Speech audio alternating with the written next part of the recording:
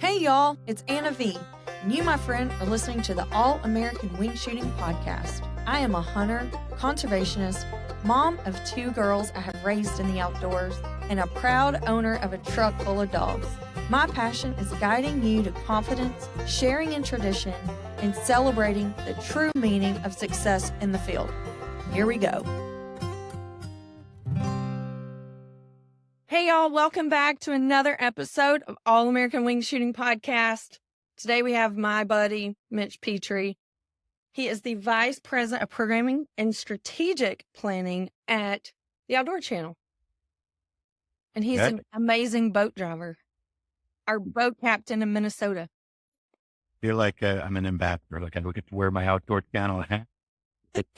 In this light, looks like it's a little bit dirty, but it is because guess what? We live outdoors. We live outdoors. Well, I wear all my dog gear because we always connect on dogs. Yeah, for sure.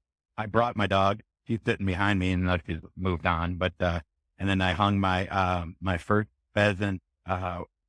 Luna's actually first wild bird, free from Minnesota last year. Just got it back from the tax. No way. My kids were asking me, they're like, "Is that really a thing? Do people do that?" And I said, "Well, I do it. It was awesome. You know, it was a great experience."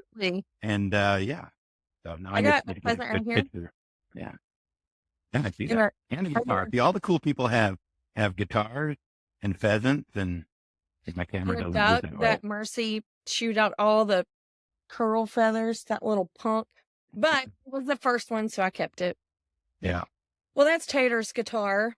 She is rocking on her guitar stuff, and she just had a big invitation by our friend Tom Perkins to come up and prepare for a writer's round in Nashville. So she's working with her guitar coach, Bart Walker, and she starts voice lessons today.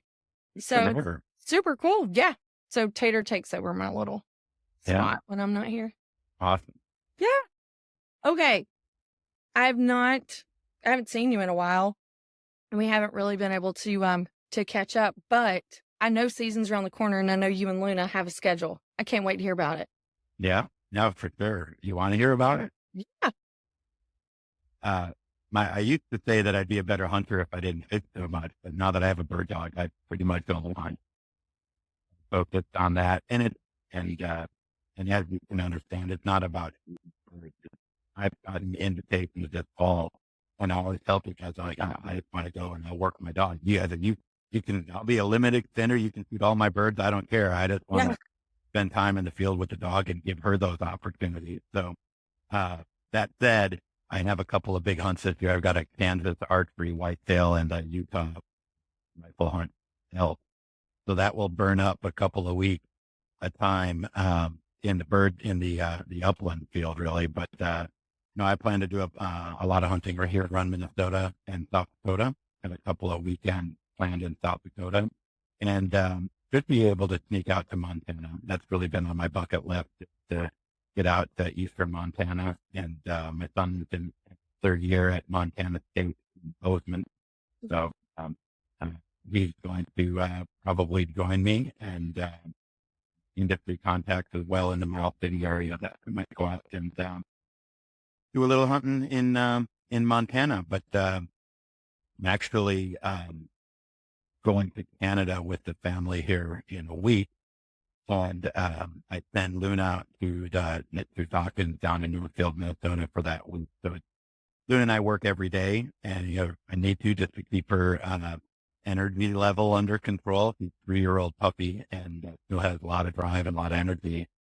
So it helps to get that burned off a little bit in the morning. But she'll be spending 6 days with Mike Weeben down at Dawkins Kennels, and it's a perfect way for her to get back into the kind of early season form. Tell you, tune up, put on a couple of pounds. I mean, felt like I literally a couple of pounds. I think last time I weighed her, she was 72.5. She's normally her hunting weight is close to 60 pounds. So it is funny. How detailed you are about her. Like, I don't know if you know about all the boys to the level of detail that you do the dog. Yeah. I don't know. It's just been a great outlet for me just to focus and, I'd rather focus on her weight than my own. Yeah. But because she's a lot younger and her body responds to activity and nutrition better than my body does at 54. But it's funny, actually, I do work out with a trainer and I bring Luna. And it's kind of like the highlight of the group that I work out with is Luna comes in at the beginning and the end of the workout, not the middle because she would want to be in the middle of everything. And then my trainer Clark and I were talking one time, and I was like, she's she's just she needs to drop a couple of pounds. She's like 2 or 3 pounds, but she's got a really trim waistline. Still, she's very, very healthy. I mean, nobody else would look at her and think that like cut some weight. But what two of Clark's clients were listening to us, and they thought I was talking about a woman like one of his clients. Like she needs to lose. She needs to lose like 3 pounds. But she's got a really trim waistline. Like, and I looked over at them, and I could just see they were like eyes wide. I was like, "We're talking about a dog. Talking about Luna, my dog." So, but, no, he's no, he is ready. And I'm excited because this is my first journey with my own hunting dog. I've hunted with dogs for my entire life, and just my work schedule never really allowed me to be there for a dog. And I tell you, it's one of the positives about the pandemic is it's like, well, I'm not traveling anymore. I'm sitting in my basement. I can go outside in my own yard, and it just worked out well. And I have a relationship with Tom and Tina Dockin from some previous work I did in Minneapolis, and I just called Tina and I said I'd really been looking for upwards of 5 years, but not serious, like not ready to like pull the trigger. And I just said it's time, and and he helped us find a good dog for us and kind of an inventory of what I was looking for, what my personality was like, and we got lucky. We got a She matched really you with good dog. a perfect dog. And Yeah. I'll never forget coming to your house, taking a selfie with Luna V, texting it to Tina and being like, look who I met. Never told her where I was. And she was Hmm. like, Luna. And I'm like, how in the world can you tell the difference between the hundreds of black labs that you've placed in homes, you Well, know? I think her training as a grade school teacher helped. She probably doesn't Yeah. forget her students either, but no, she knew for sure. And it's been fun. Last year, I was in South Dakota. I was out on the west side of the state, and ended up driving home and driving past Tom and Tina's place, and was able to sneak out and let Tina shoot a couple of birds over Luna, and that was fun. So Oh, I know full she circle. appreciated that so much. Yeah, I think I lost a pair of Maui Jims there, but we'll go back and look for those. Yeah. She probably would have sniffed those out since they smell like you. Should have left her. Yeah. Mm. Well, it is really crazy how getting a dog, because I got into bird dogs later in life too. And both of us needed something in our life, and we were seeking out, I guess, something to fill a hole per se. Right. And I ended up with short hairs first. Who nobody warned me. And I finally figured it out after I got sick. So I'm like, man, they're all the same, and this just keeps getting crazier. But it's crazy how both of us changed our entire life to where everything we do really is dog centered. Our families have become dog centered. It is amazing how that happens, how dogs capture our hearts and changes really our entire priority structure. Yeah. I'm It's signing up to run my first HRC next month in like 3 weeks. I don't yeah. even feel ready, but I'm like, I may never be ready. I'm just going to go. I Yeah, it isn't. We're at risk of going real deep here. Like, so I'm 54 years old. I've got 3 boys who are two of them have finished college now. One is in third year, and we're basically empty nesters. Even though I've got one home here for a couple of weeks before we go to Canada. I think as you grow and as life evolves, things happen. And for me, it was the pandemic. It was just good timing there. And coincidentally, I woke up on June 1st, 2021. And for no reason other than I knew I just needed to be a little bit healthier than I was. I just thought I'm going to take June off of drinking. Right? And so then I did and I didn't know what to expect, right? People say you stop drinking, you sleep better. Well, I've always been a really good sleeper, and so I still sleep great. But I ended up going 30 days, and I'm like, well, I'm going to extend that for the summer, right?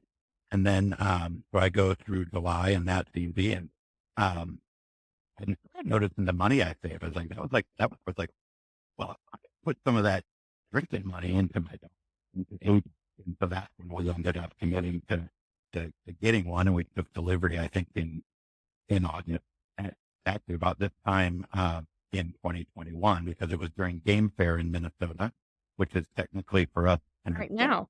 it's now, and it's the kickoff to fall, right? It's that and the state fair are the indicators that fall is pretty much here.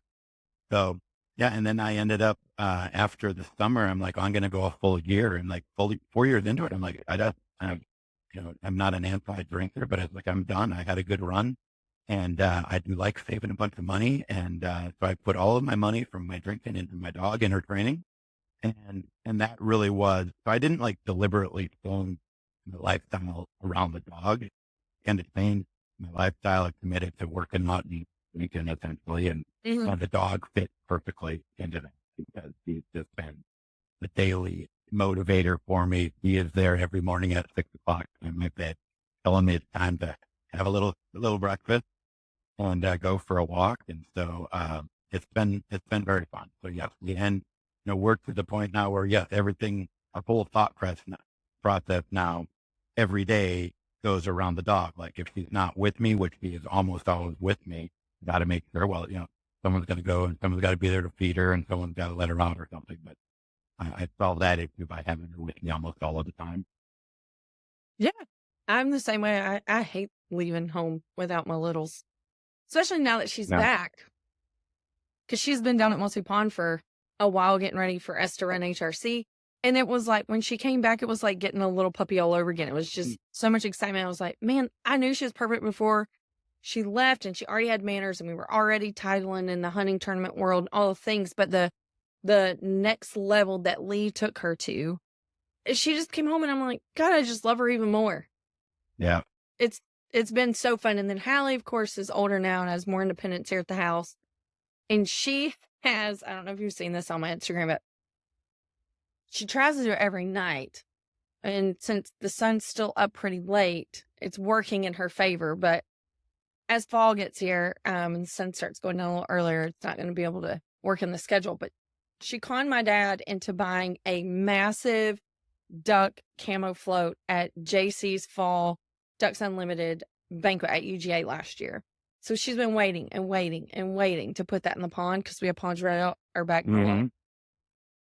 So Little swims all around the pond, and Tater's out there with her big raft and her paddles, and they play all the time. Like, we have the coolest swimming pool, in the backyard, and they play all the time. And then she'll fish, and the dog just hangs out. And she didn't have that up until, we didn't get her until July. So the first part of the summer, she didn't have her little buddy running around, and it's fine. They just zip around on the side by side all over the farm and stuff. And I know it's way more fun for her now that Littles is back home, because her dog doesn't play with her. Her short hair is like all biz. It's like looking for a bird, like wanting to run and all that, and so it's special to have the best of both worlds. Yeah. I've been impressed with, because this being my first go round, and I would say I've been around dogs and knowledgeable about them, but, I don't know how to train dogs. I've read the book, and I've seen videos, I do it, but I relied heavily on Mike Wieben to do all the basic training. And one of the things they tell you is, a lot of little things like, no squeaky toys, and you don't, I've known forever, you don't like play tug of war with them. You want to keep them, and all these other little tricks.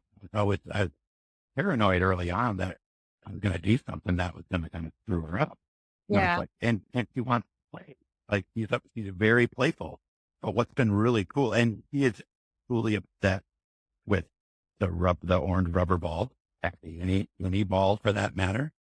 But when and she doesn't wear the collar around, the e-collar around the house generally, but so he knows that when I even touch the collar, it's like it's game.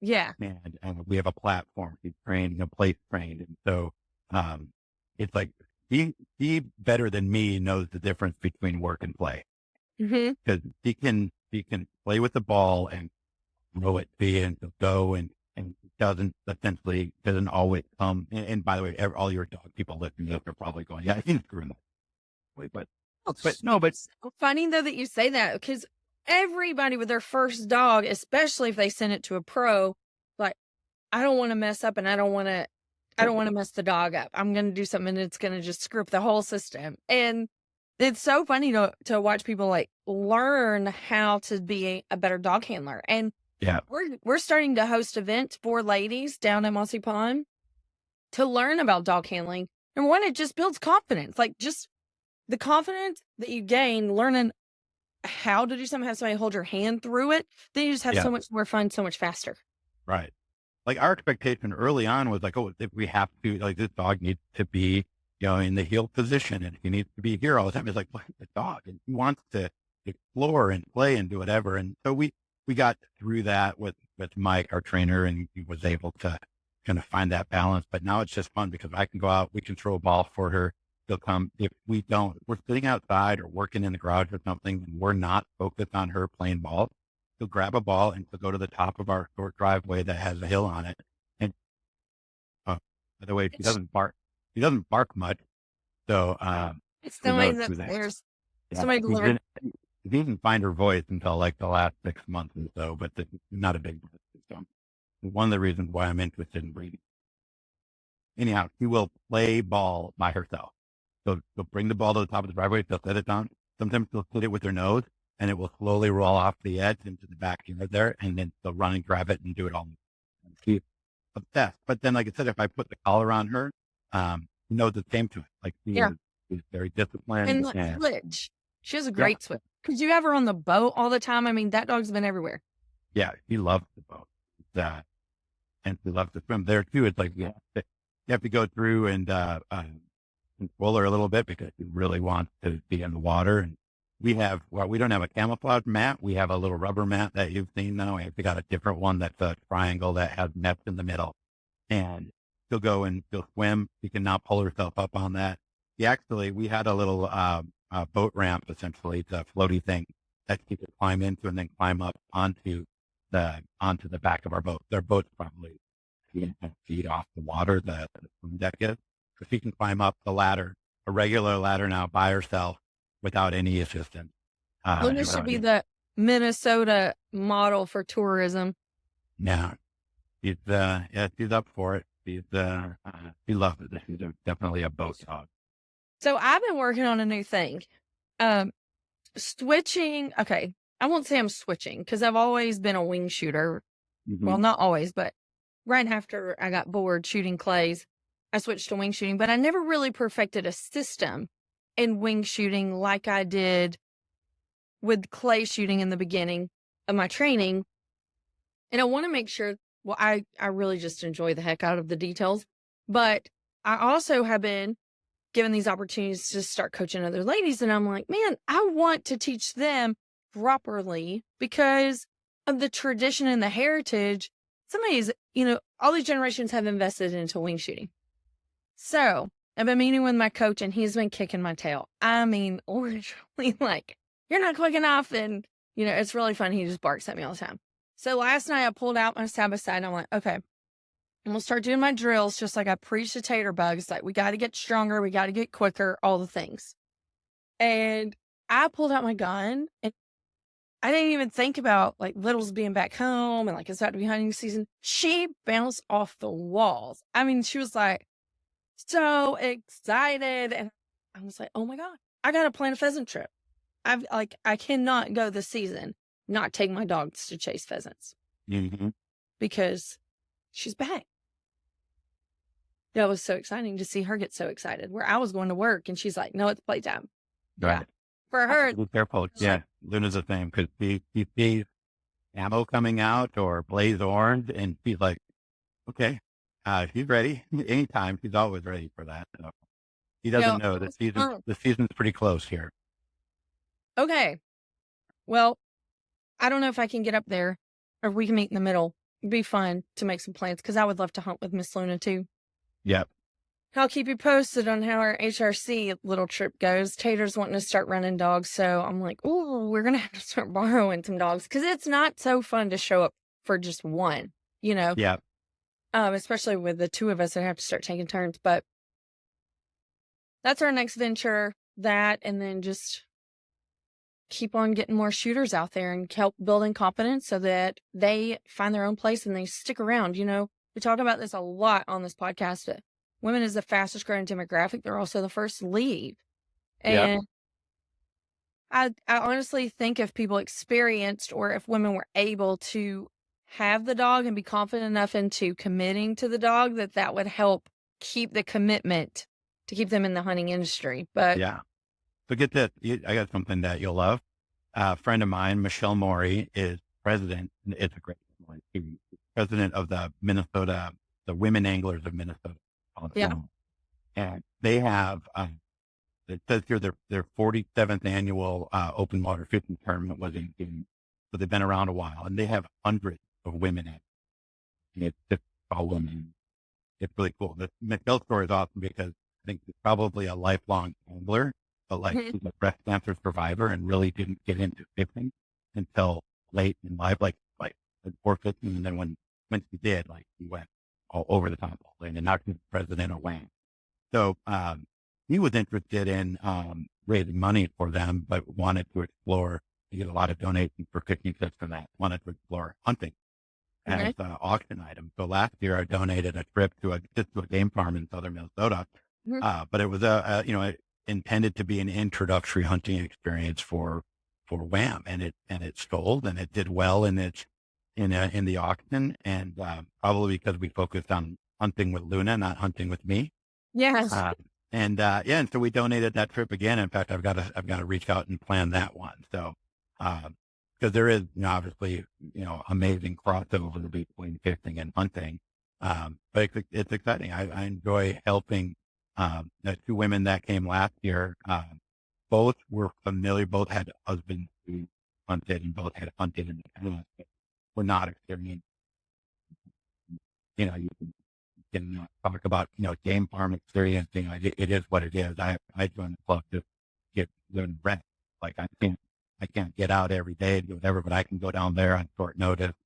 They can put birds out, but it's a good place to meet people to that whole That's experience. the fact of the game farm life. And Yeah. what I've always said about it is it's accepted, of course, down south. Like, that's where we go shoot our quail, right? And Right. it's a perfect place to get started because you don't need anything, and you've got somebody to hold your hand, get Yeah. the whole experience together, and then you can go as deep into the pool as you want to from there. But later in life, when you're not wanting to chase birds and hike all the miles and Yeah. Or in Minnesota, hike 10 miles and not be anything. yeah, like, you can Right. still go back there and you never have to give it up. And there was a man that was pretty iconic at a local preserve where I actually started all my puppies. And he just passed away a couple weeks ago. I saw the Facebook post from South Fork, and he was so precious because every Saturday, it was like the old man's group was there at the preserve running their dogs, and then they would clean their birds.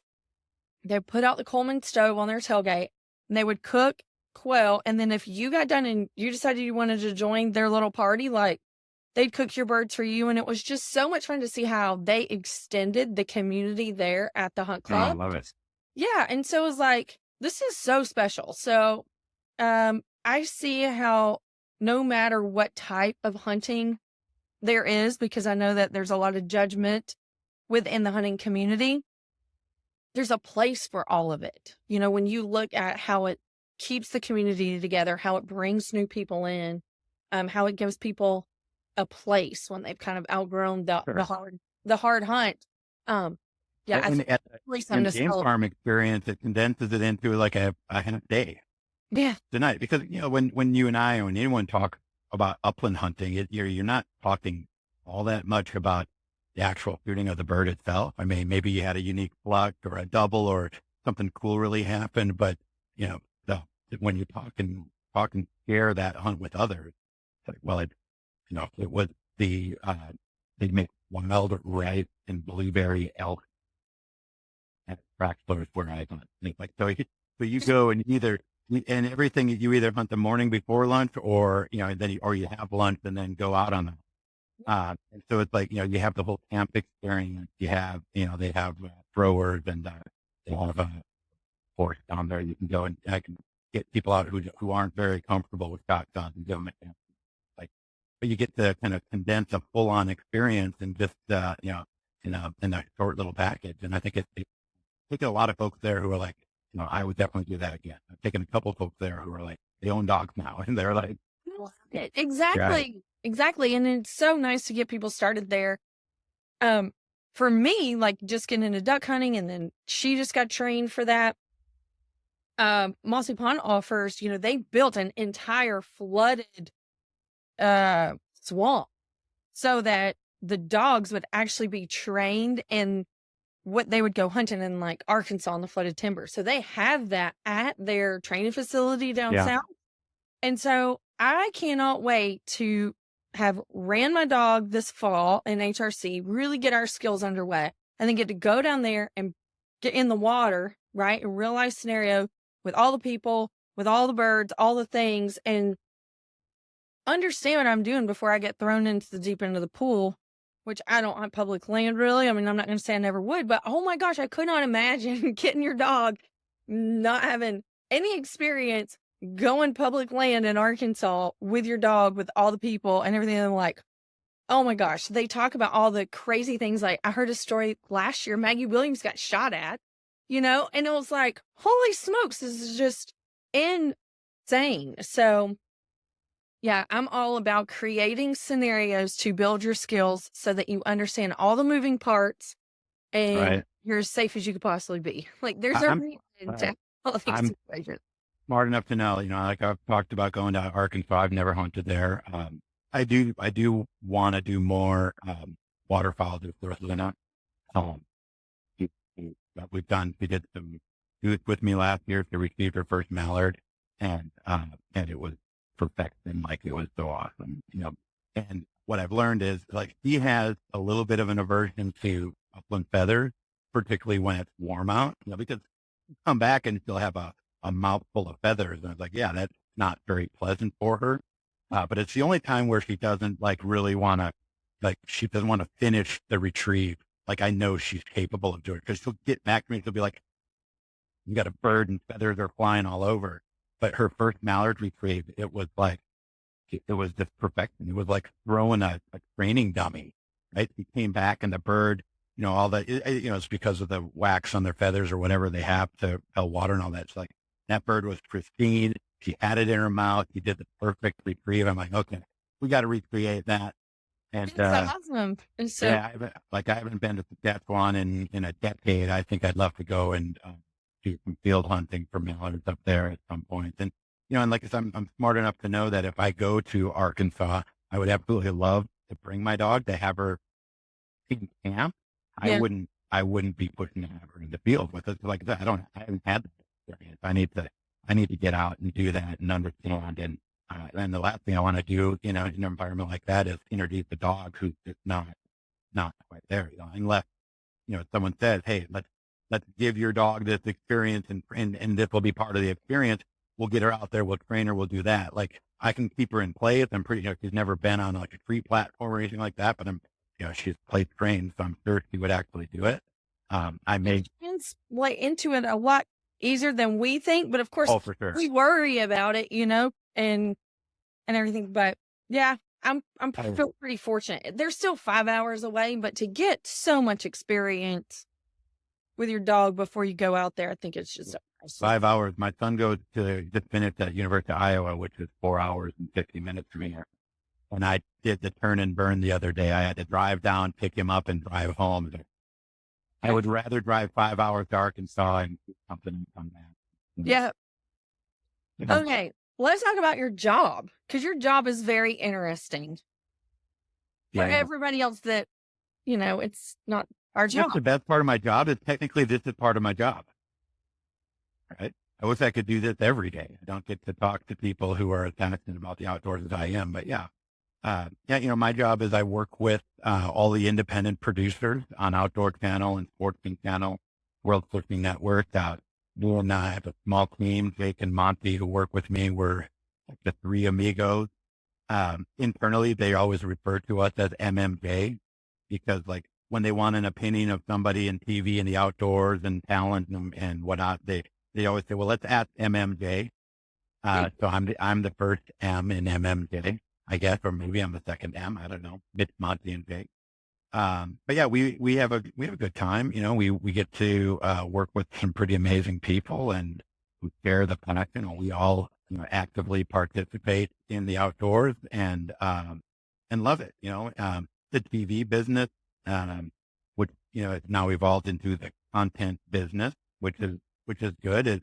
I would say it's past its prime, but I think there's still great days ahead for those who are continuing to push the limits on content and get people outdoors and inspiring them to hunt and shoot and fish. So yeah, our company, Outdoor Sportsman Group, we have 4 networks. We have My Outdoor TV, which is an app that's available pretty much everywhere you want to be, with one exception, which is YouTube, which we can talk about that later if you want to. The market's evolving, content's evolving. There's so much content everywhere, and kids are consuming content differently than we did growing up. But so there's definitely challenges and headwinds in the space, but at the end of the day, we're still serving, I think, a pretty cool niche market. How did you find yourself there? Not necessarily at the Outdoor Channel, but in this world of influence. Like, you deal with the biggest influence platforms. Sure. I think my story of my life has been less about I'm here and I want to go there and here's how I get there, and more of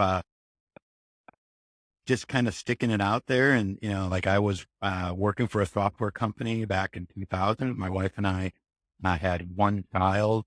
The software market kind of went super, there's the .com bust essentially. I worked for a .com company and ended up going to work for my family's manufacturing business, which made even range products, range systems, ballistic rubber. If you've ever got into a rubber block or, granular rubber traps on that's what our family business was. And, I met a guy in the TV space at the NRA convention in Orlando, probably in 2003, and ended up working with him on his TV show and, built a relationship with Outdoor Channel. And then we had a show that the network said we needed to make some production improvements too. So I hired a guy named Ron Sheriff, who is a legend in Minnesota. And after a year and one season of working with Ron to help our show look better, Ron hired me to be his president of Ron Sheriff Productions, the first president ever, because he was a host and a writer and was on the road a lot and didn't really want to deal with. Yeah, he didn't want. He also was at the time was still writing for the Star Tribune. He wrote the outdoor beat there for 40 years, and then did a show on the KARE 11, which is the NBC affiliate, called Minnesota Bound. So he wanted somebody who understood the outdoor space, but didn't like I didn't want to be Ron Sheriff, right? As much as I enjoyed being in the field and hunting and being on TV in small doses, for me can be fun. But it's also a pain in the butt, traveling with the camera and it's like, oh, I think that's here. Oh, you can't. There's not enough light. Like, oh. So yeah, that was my first TV experience, and I ended up building a relationship with Outdoor Channel because we did some shows for them, and then the opportunity came to go to work for Outdoor Channel. Actually, Sportsman Channel hired me to run programming when Outdoor Channel bought Sportsman Channel, and then things just evolved, and I took over programming for all of the networks, and we've got a pretty strong team as well. So I have kind of a really small niche within the market there to serve the producers to create all the content that we put on our network. As long as that's about as short as my story gets to how I got here. Yeah. It's amazing because it wasn't like you said, this is the job that I want, but yet, you're at the top of the list. Yeah, I'm a big fish in a puddle, not even a small, but in a pub. And I joke, I've had some pretty amazing experiences, not just like field experiences in that, but even like in the business sense. I could probably write a book that I think maybe 100 people would find interesting, because because of all the people that you've met, like, the outdoor industry is just so full of characters. yeah, There's just so many characters, and every trade show I meet somebody, I'm like, oh my God, they're my next new favorite person, and it's just a really cool place that ends up feeling like family. Like, so many parts of the industry just overlap, and that's fine. So I watched the video. I served a video yesterday that compared the video you've seen, and it was Ted Nugent screaming at Piers Morgan about gun control and about it. And it's if you look up Ted Nugent, Piers Morgan, you'll see it. And I had seen that video a dozen times before, and it came up, and I was just watching, and Ted gets fired up, and he starts like he's not being disrespectful, screaming, but he is yelling at him because he's passionate about the subject matter, right? And I was like, wow, holy flashback, because one of my best stories is when Ted Nugent screamed at me for like 20 minutes. And it was like, I had an outer body experience because I'm driving to Michigan, coincidentally, to go to NASCAR race by where he was. And, he had an issue with something that the company had done. And I was like, this dude is just like, most people have to go to YouTube to have Ted Nugent yelling at you. And he wasn't mad at me personally. He was frustrated about some things going on. And so I was not like shrinking or anything, but it was like, yeah, I've been screamed at by Ted Nugent, and I still appreciate his passion for everything and his contribution. So it's definitely one of the biggest characters that I've had a chance to work with, and I like that. I missed in my my history that when I left Ron Scherer Productions, I was independent for a while. We did a show for Outdoor Channel called Warden, which still exists. Yeah, so I'm executive producer of that series, and that series is now running on Animal Planet as Yellowstone Wardens or Wardens of the North, when we're in Montana or Michigan. It's the same show we shot in 2011, 2012, 2013. So it's still evergreen, I would say. Very, very proud of that. But I did a stint for 2 years at Polaris Industries, which is the off-road vehicle company, and I worked for the off-road division managing talent. So I went from working with Ron Scherer, who was a local icon here, to working for Polaris, managing people. It's actually where I did a deal with Ted Nugent, with Jim Shockey, with Lee and Tiffany, Pat Nicole Reeve on Driven TV, and a handful of others, Jana Waller from Skullbound TV at the time. And so that was fun because my job was literally to babysit talent. The first day on the job for me, my first assignment at Polaris was to pick Will Primos up at the Minneapolis airport and drive him 3.5 hours north to Babe Winkleman's farm. If you know who Babe Winkleman is, he's another outdoor icon from Minnesota, and really just be there to support Will, because Babe was doing production for a Field and Stream thing we were working on, and Will was just talent, and so they didn't want Will to be alone. So my job was to hang out with Will Primos, and one of the best experiences of my career, because he is just authentic and kind and just very experienced and savvy in this space. And my son at the time was, I don't know if they don't do the math, he was a sophomore, maybe a junior, and probably a sophomore in high school, and he was shooting in the Minnesota State high school track tournament. If you ever heard about it, I think it's the largest track tournament in the country. Like 1,000 students, 0 concussions. We always joke about, right? They've been very fortunate to show that this is a very safe sport to prep. So I'm like, Will, I picked you up at the airport, but I'm missing my son's state tournament. He's like, well, we go, but they're going to be driving by us on the interstate. And so this was kind of before some of the apps where you could track people. So I'm like calling my kid, where are you? And he's like, okay, pull over. We pulled over on Interstate 94. Surrounded by cornfields, and there's an overpass. And my friend Mark and his son were there, and they drove up next to us, and we stood on the highway and introduced Theo, my son, and Mark and John, his son, to Will. Had a conversation. Mark asking questions about the mag roar. It's a grunt call, right? And Will was like in the middle of nowhere, but just he's like, totally engaged. Asked for Mark's address when we got back in the car. I sent it to him, and 3 days later, Mark gets a care package from Primo. And that's just kind of like, Yeah. that's how he rolls. And I also remember then there's more stories about what went down in Babe Winkleman's lair up there. It was pretty interesting. There were bullet holes on the barn where people would drive by Babe's farm and shoot at his barn. It was like he's in an interesting part of Minnesota. But I remember one question I asked Will, which was, because at this point he had already sold and bought back his business at least twice, maybe 3 times. Like, brilliant, right? It's like, oh, you sell your business, you stay on as an advisor and help operate it and TV guy.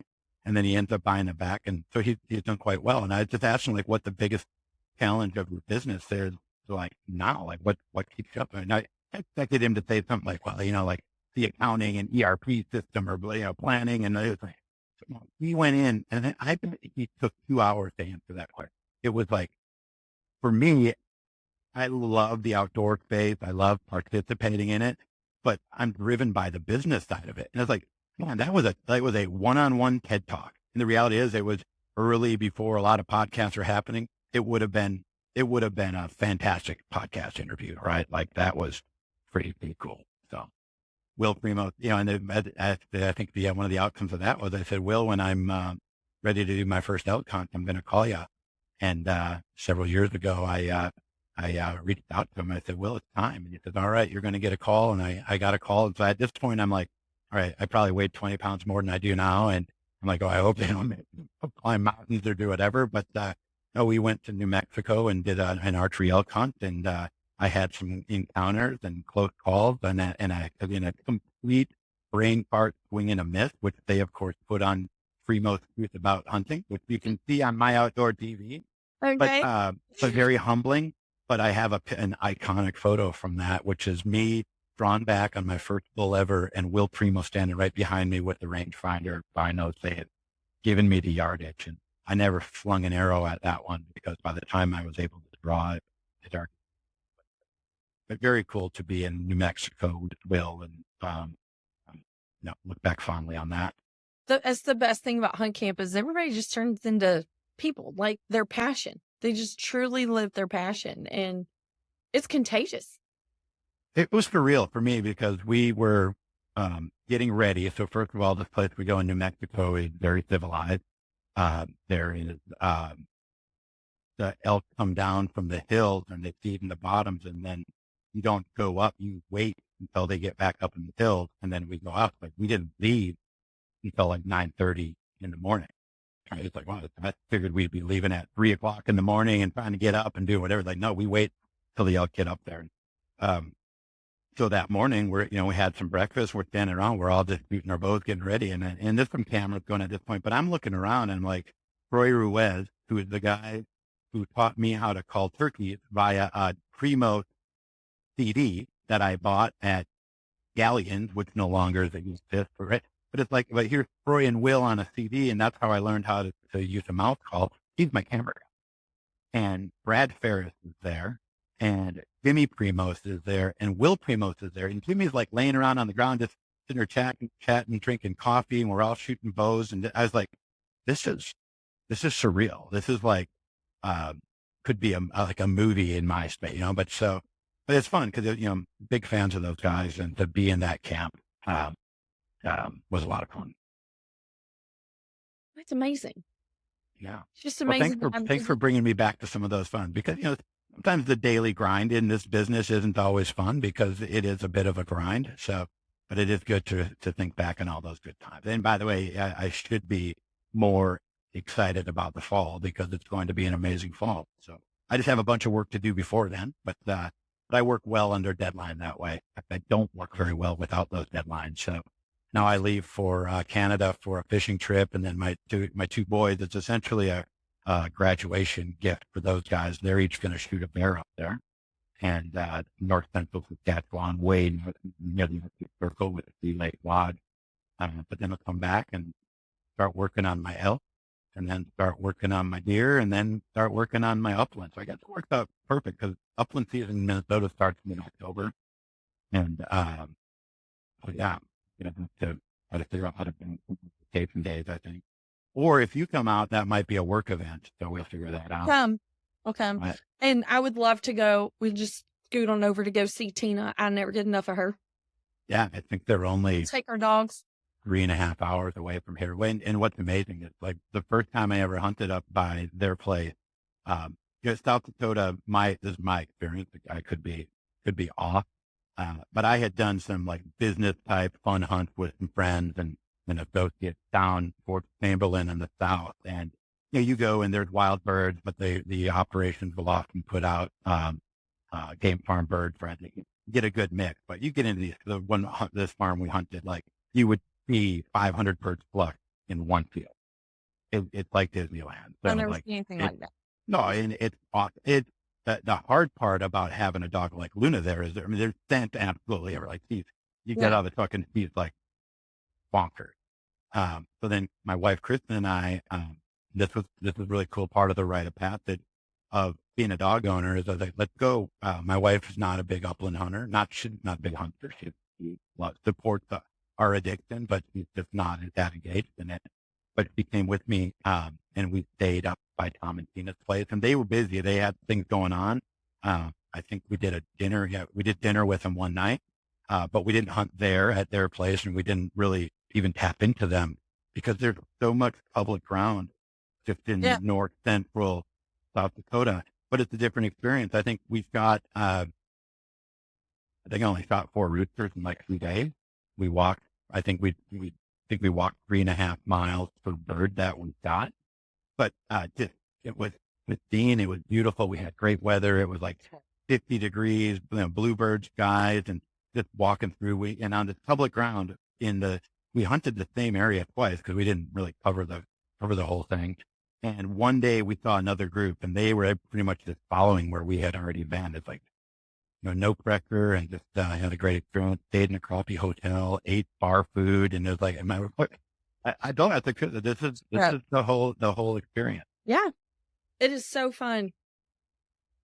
So, I typically have people on here, and we're all politics, and we're all like, get involved, and my soapbox, and you bring like such a different element to it because there is the whole side of entertainment in the outdoor industry. And I feel like that entertainment side is it preaches to the industry.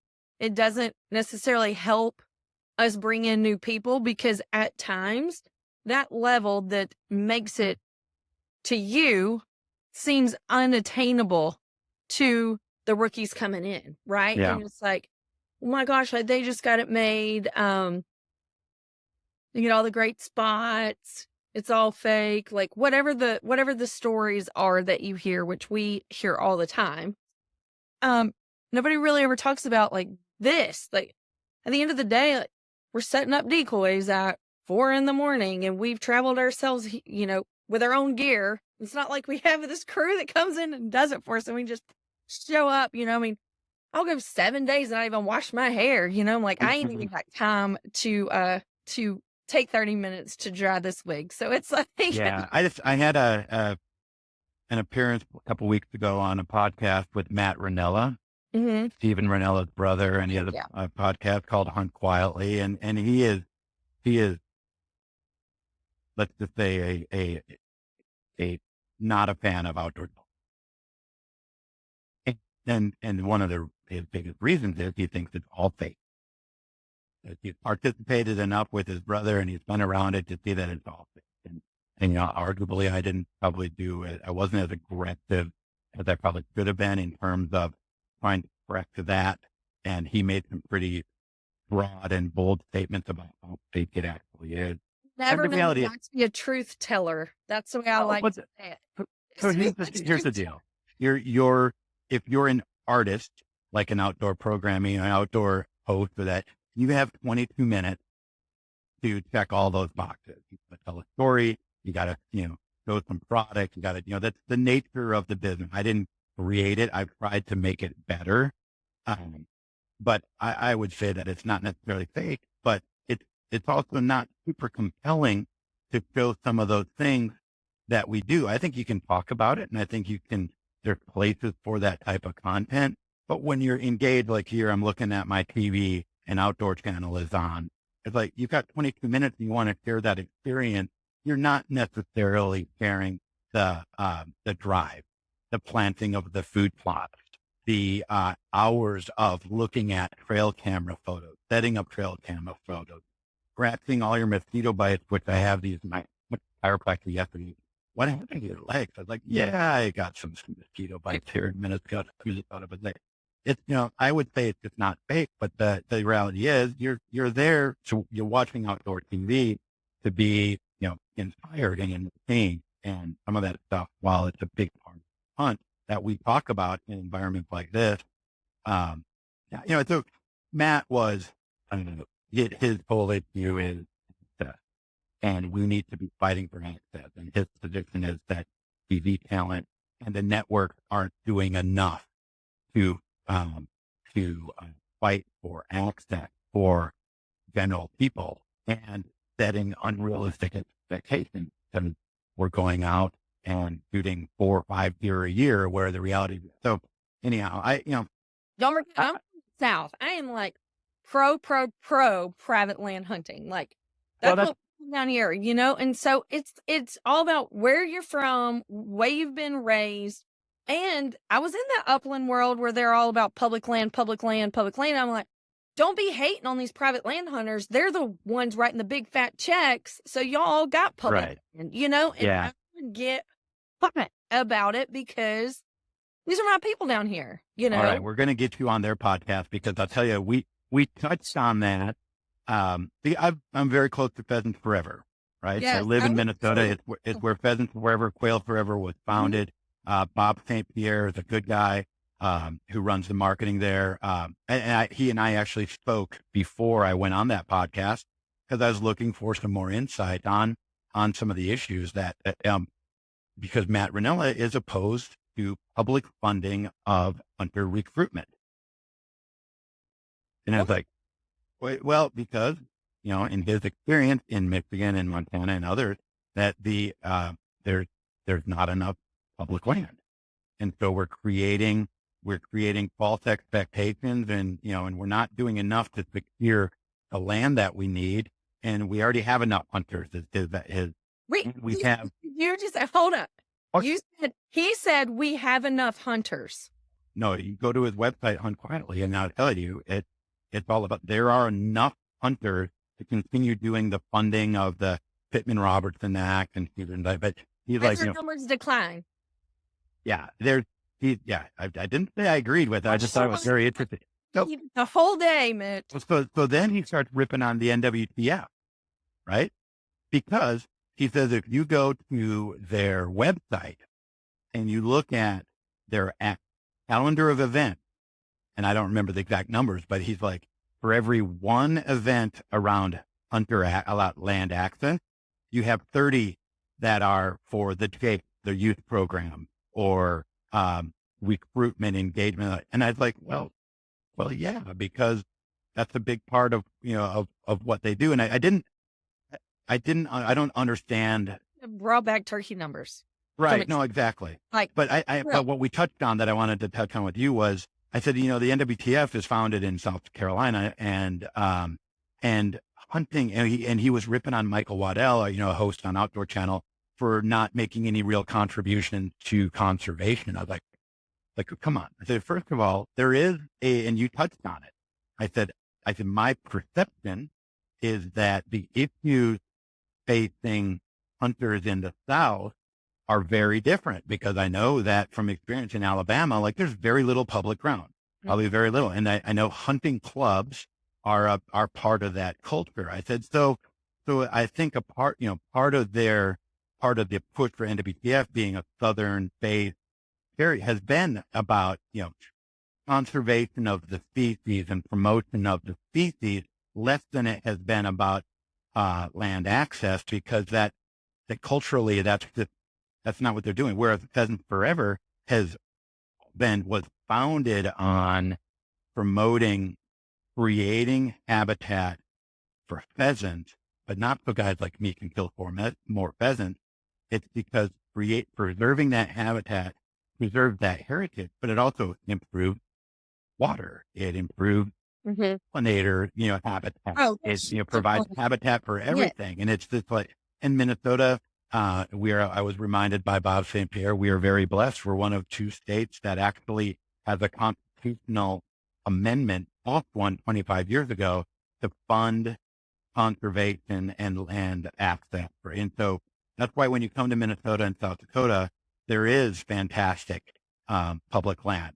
And I was reminded that there is, I've avoided it because I don't go to the big areas for the big hunting opener for pheasant season. I'm usually busy bow hunting deer or something. But there's congestion at access points in Minnesota in some of the key areas. But And not just but to leave PFQF out, they not only just focus on public land, but they are the #2 organization with hired biologists, second to the United States government, who are yeah, helping upland land across the country. They have state absolutely. biologists. Yeah, Some states have multiple biologists that not only help with public land, but help landowners with their private land.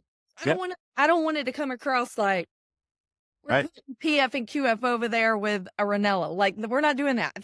Right. No, I don't I've want it to come experienced that across. personally. I have a friend who has property in West Metro. He's got 160 acres, and we worked with biologists and did some control burns, and the biologist advised him on removing some of the trees because you have to explain it. You want to get rid of all the perches for all the predators, and help your and that was that's a no charge service, right? That's just to serve the public good there. So.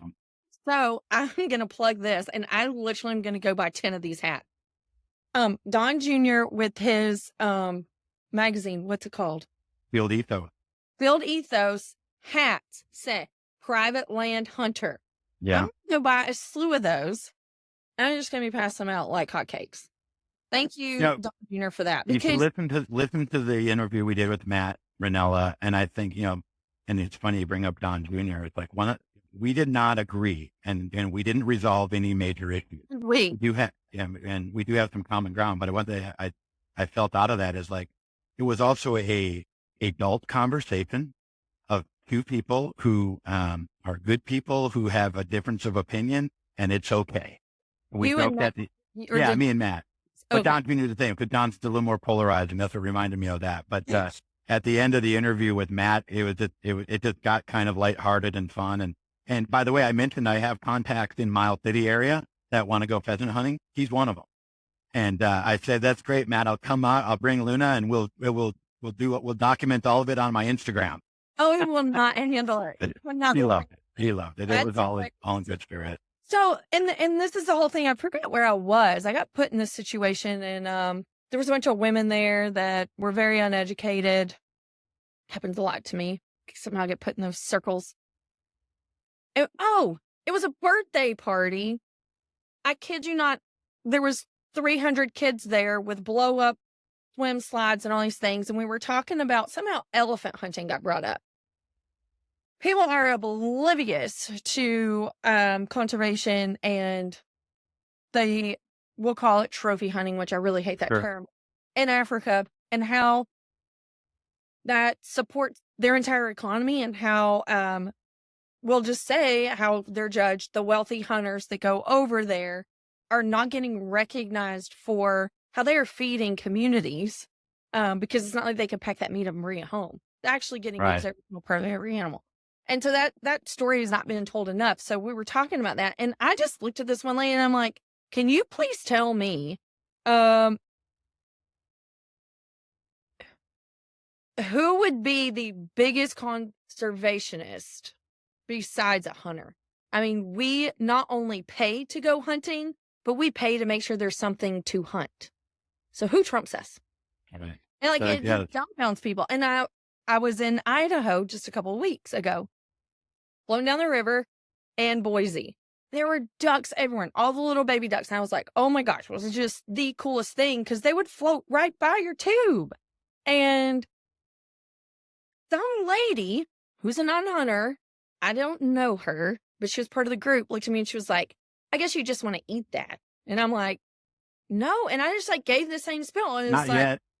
what Give it a couple of years. is wrong with you? Like, how in the world they get so committed to one side that there's just not a Oh yeah. balance, you know? It's so crazy. And it happens within the hunting industry. So Yeah. I don't watch outdoor television. I really don't watch TV really at all. We don't even have a TV here. So if we watch anything, it's like on a computer or an iPad. Um, we spend a lot of time with I music, a I lot of time. forgive you. I forgive you Um, for that. I've spent my time creating it and promoting it. I just don't consume it at home. And, you know, it's kind of like you can't get burned out on your job, and you Right. can't get put in the situations all the time where you get so frustrated that, it takes the fun out of it. It sucks the fun out of doing or taking the meaning of why you do it, because Yeah. it does become a job at the But end of the day. you talked a lot. There's a lot to unpack there, and we probably don't have time to go into it. But You I've have to had come back. conversations with folks, same like the woman who saw the duckling, and that it's like, I have a passion for conservation of the species, and and the reality is that little duckling that you like, they're probably going to get eaten by a muskie anyways, right? Yeah. Yeah, they're like, it's like, and so yes, I'm gonna, I will shoot a duck and I will consume it and use it, whatever. But that doesn't mean I don't have a complete disregard for the species. And that's what happens. It's like, a bear moves into the metro area in Minneapolis, and they have to euthanize it. And, and everyone's up in arms. Oh my God, the bears, the bears, the bears. Like, that bear, was a risk, public risk. You have to, it does nothing to the bear population. Let's create better habitat for the bears where they can, that's, and as opposed to freaking out about, that one encounter. And, I talk to folks frequently who talk about, elephants and things like that, because, the society today that, it's 30-second sound bites, that people read headlines and think they understand it. I'm guilty as well, right? It's like, I'll read an article, and if I have an opinion about it and talk to somebody about it, like, look, it's not necessarily, based on 1,100, but here's my opinion on it, right? But, and people are very passionate. Elephants are intelligent and they're beautiful. And the headlines say elephants are endangered. And they absolutely are endangered in some areas, but they're not endangered where hunters are. In fact, they're overpopulated and they're causing massive damage. And there's a line that I learned too in part of this. It's like, if they're not taken care of, they're cold. The government sends in, or the villages kill them and let them lie and die and rot, because they're pillaging villages. They're knocking down trees. They're ruining, hundreds and thousands of acres of crop, because they are absolutely overpopulated. But the anti-hunting movement is like, oh my gosh, elephants are in danger. Look at these people. Look at these, that obviously have, mental issues are shooting these elephants, where they don't see the elephant feeding the village. They don't see people walking 30 miles to get part of that elephant to bring back to their own village. And so, I always send them. Then you talk about trophy hunting, because I'm not afraid of trophy hunting, because when you understand it, it's actually, it's selective harvest. It's like, who cares what your motivations are? There's, what's the video on YouTube? It's Adam Ruins Everything. I'll send anti-hunting people to a video call, and we should find a link. You can post it or something. It's a cartoon, and it talks about a guy, and he's like explaining the conservation model hunting. And it's like, well, but you know what? But men who hunt clearly have issues with their penis size. It's like, who cares what their motivation is? They're hunting, they're consuming, they're investing dollars that those villages need to fund jobs and education and clean water and all that. So that's an interesting one. But one line that I always kind of fall back on. But we did a documentary called Tuskers as well, and it's on my outdoor TV. And it talks about the conservation model and the preservation. Because it's heart-wrenching for some people to see an elephant or even a deer or something getting shot, but they don't understand the bigger picture. Well, because Disney ruined it. Yeah, exactly. So in Africa, I saw a quote from somebody. They're like, you can't apply Western solutions to African, because their world is completely different than my world in the western suburbs of Minneapolis. And what you think might work here absolutely does not work. I mean, my issue is like, okay, how can I find time today to take my kid to go out to lunch and do whatever? Like their issue is, am I going to have clean water? Can I get food in my child's stomach? Um, um, is there something I could do that would give my child hope of having any education, right? As opposed to, oh, we need to stop hunting, understanding that that cuts off the lifeblood, which is the dollars that go in there, and and the money that's invested in Africa that puts value on those animals. Because if you don't have controlled lion hunting or elephant hunting or giraffe or buffalo, if the money is not there to support that and provide those thousands upon thousands of jobs that it does, they're going to move into ag or farming. They're going to clear cut the land. They're going to kill all of the animals, and because they need to do something to survive. So Right. I think it's very complicated. And It's to be really honest, not, though. People make it yeah, complicated. right. So from your perspective, because you manage the influencers of this world, what is your advice on being able to entertain, but also create purpose, like what we're discussing, to tell a story, to help people have the proper mindset, no matter if it's just these kids that are throwing YouTube series together? Because I know we're not going to get to talk about the fact that I got hacked and deleted and shadow banned and I can't get on social media at all. Like, I Right. would love for you to come back on and talk about these things, because it is so important, and your knowledge is, I mean, it's just valuable. It's priceless. But I Yeah. think we need to do a better job of telling our story. What does that look like? Yeah. I have a kind of a complex customer base. I'm looking up a note I took yesterday on this. Um, on the TV side of things, it doesn't always work well. Like I used a great show, um, Whitetail Freaks, Don and Candy Kiske down in Iowa. They're in South Central Iowa. They farm. They are farmers, and I would say the farming element of their lifestyle makes it into their show, because they are legitimately farmers. Like you talk to Don, and it's farming, whitetail, and catching crappie, or as you say down south, crappie. Mhm. He loves to fish when he can. But the format of his show doesn't really lend itself to being going deep about conservation. So I think the hosts always have to be knowledgeable and prepared and willing to go there when they need to, and support it however they can, support their local organizations. We haven't mentioned Delta Waterfowl. It's another organization that I love support, because of their effort and focus on the ground and the ducks and the nesting habitat and all that, for all the right reasons. And they're very frugal. Like they're not out living high off the bug, on the sucking out of the industry. They're contributing to that. We have shows like Nick Wild Ride on Outdoor Channel, who always tells the conservation, right? And Chad Belding, The Fowl Life, dedicated a season to hunting in California to raise awareness about flight of waterfowl in California. That was commendable. We gave him an award for it, like a legitimate, that was fantastic. So, again, and I love these conversations, because in my job, I could probably do more to push for that without trying to taint the end product, on it. But yeah, we all have an obligation. Right.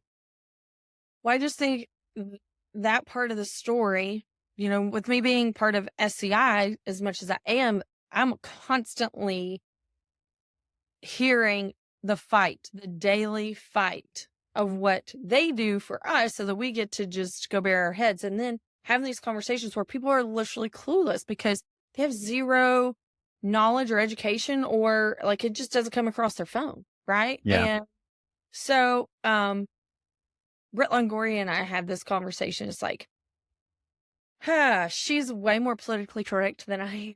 And I'm like, so I don't want to turn people off from the get-go, but it's like, man, you get so far in and so deep in it, it's hard to go back to the shallow water of being like, well, this all started here, because this is such an Right. ongoing conversation. Yeah, people just don't realize how hard others work behind the scenes so that we get to do what we do, and that Sure. you actually have an entertaining side of it. Oh my gosh, Right. that's huge. My buddies, there's some in SCI, Ramsey Russell, Blood Origins, they all fought just to keep duck hunting in Australia. They have tons of ducks. They have more ducks than they've ever had. Just thinking about Blood Origins, like, and Robbie from Blood Origins is tireless.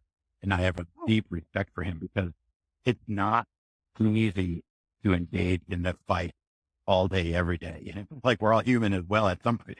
But he is all in. That's what I found the quote I saw yesterday, and it was the Jim Shockey quote, and he was talking with one of our hosts, Cody Robbins in Canada. Cody used to be a videographer for him, now he's just a host of his own show called Live to Hunt. And Jim was complimenting Cody because Cody went from focused on big deer, right? And he just said this is a natural progression as a poet in hunting field. Focus on the big deer, and then you start to focus on the cow. Okay, and now I've got big deer or duck or whatever.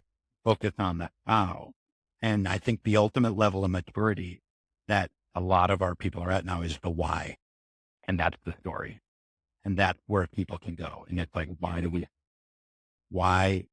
It's not about the big deer anymore. We can shoot big deer. Big deer are fun. That can be the cream on the or the cherry on top, as we say. But the reality is we need to focus on telling that story of why it is and encourage people to experience that. And I think the other, and again, we could go for another 3 hours. When you look back on the Cecil the Lion, right, that, a dentist from Minnesota, was one by, and there he was around that, whatever. People certainly didn't understand it, but there's evidence that campaign against the dentist was a campaign that was planned and scheduled and on the shelf and waiting for the opportunity to deploy it by the anti-hunting industry. And the biggest part of the evidence is it went on for weeks. Like normally, no one's talking about Donald Trump 4 weeks ago getting shot in the ear, right? Our news cycle is shorter. The Cecil the Lion story endured longer than Donald Trump's attempted assassination, right? And and flag all in itself and a rabbit hole I would love to go down. Right. Well, we lost the middle ground as hunters. Yeah. And so I think our effort to talk about hunting and everything that's great about it and conservation and all the wonderful stories we have, and I think I addressed this in the Hunt Quietly podcast.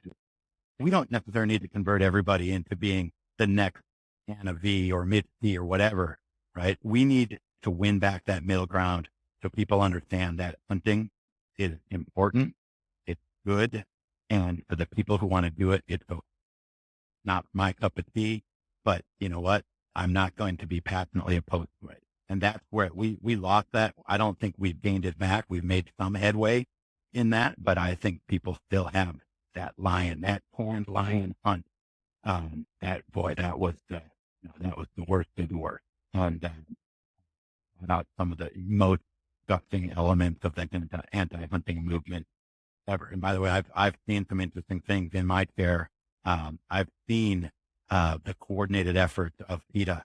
And I'll be honest, in a very sad way, it was impressive. They made a push to have somebody, an African professional hunter, not even a host on it. They were trying to get that person essentially canceled, and they sent us materials. They sent it from a lawyer, and it was a lawsuit, and it was like, wow, this is like they have the means and the motivation to take it to us. And your friends at Safari Club and other organizations like the Congressional Sportsman Foundation are absolutely fighting wildly on the front lines there, but we need to support them as well. Well, and now that you say that, like, I think it's unfathomable to know the web that they have, because I know that I was targeted by the group over and over and over because I lost my Facebook, I lost Instagram. I can't rebuild. Like, it's crazy how big that is, and we don't know. Let's do a part two, because that's another wormhole, because, Melissa Bachman from Winchester Deadly Passion on Sports Channel, amazing sport, legitimate hardcore hunter, very passionate about it, has introduced a lot of people to the sport. She goes out, does a lot of trade shows, conventions, consumer shows, and so her reach is fantastic. But the vitriol and hate threat that I've seen, to me, and it's not just her, it's women who participate in the sport are the object of more of this because, you buck kind of the traditional role, even though it's funny because the anti-hunters are also not necessarily pro-traditional women. Right. They don't want you to stay home barefoot, pregnant, and doing whatever. They want you to also be progressive and blue hair and do whatever, but you certainly can't be shooting Christian guns. woman with a gun in her hand. So, yeah. All right. Now you're getting me a little bit riled up, but no. I have it in me, but yes, but to go back to the very beginning, I think I really support what you do because I understand how awesome it is. Everything with the dog, everything with Tater. I'm a big fan of Tater as well, and the music and just, and when you look at my social media, which I'm not trying to be an influencer, but that I try to post things that I think would be, not inspirational, but a little strong. I want people to look at it and go, man. Yeah. I had a good friend tell me once, he goes, man, you're really enjoying retirement. I'm like, yeah, I still work full time. I just go out and I do, I get a couple hours at a time. I fished with my son last night for an hour, caught a couple of fish, right? It's like, so I haven't been posting that prolifically because now that people think I don't work anymore, but we go out, we have fun, success is part of that. We don't always, post the failure. I guess I should do some more of that. But yeah. I appreciate you. I appreciate all of your advice all the time in our friendship. And thank you for coming on. I can't wait for part 2. There's so much for us to talk about. And part 3, because we are, for all the right reasons, we're planning to breed Luna. Yeah. And I'm excited, and I've done a ton of research. And I when I say the right reasons, it's like we love our dog, and she's amazing, but everybody loves their dog and everyone thinks their dog's amazing. But, I've talked with folks like you and Dad and talked to Tom and Tina and many others about it. Like Luna has a characteristic of a hunting dog that we want to expand in the line, right? Like other than her barking earlier, she's not super vocal, but she's driven, she's got good off way, skilled. It's going to be a great mom. And so that's going to be a fun adventure. But I have to tell you, it's funny. So, I hunted in Europe with a guy named Filiu, and we hunted hogs, and he had a dog named Luna, and that dog came with him. And it was, I don't remember what kind of dog it was, some kind of hound, but beautiful, beautiful dog. And I was like, man, I love that dog. And I loved everything about him and that dog. And I was like, I'm going to do that someday. So it's like funny when we got a dog, I was like, I didn't even think about it. Like, well, yeah, Luna, that was her name. So then when I went to register, do all the paperwork and that for her, it said, on the website, it came back Lady Luna V. Yeah. And I don't know what the V was for. And I didn't, I've never named a dog like that before. And I probably could have done some more, like her mom's name was Lady Remington and her dad's name was whatever, like Magnum something. It's like, okay, I could have done the Magnum Remington, blah, blah, blah, whatever. But I said, you know what, as a nod to Anna V, I'm just going to leave that. And so that's why she is officially Lady Luna V. Well, I love her. I've loved her since day one, and I would probably jump right in and get a puppy. So if you're going to breed her, I want to get first pick of the females. All right. I was thinking about female stuff. I'm going to probably. Okay. Well, if you get one, of course, I'll be second. We'll negotiate. Work her on the list. Right. Thank you so much. Give your family big hugs for me. And we'll just fall in Minnesota. Make sure if you come before the end of October, we can probably sneak a boat right in too. Sounds good. Look forward to part 2. All right.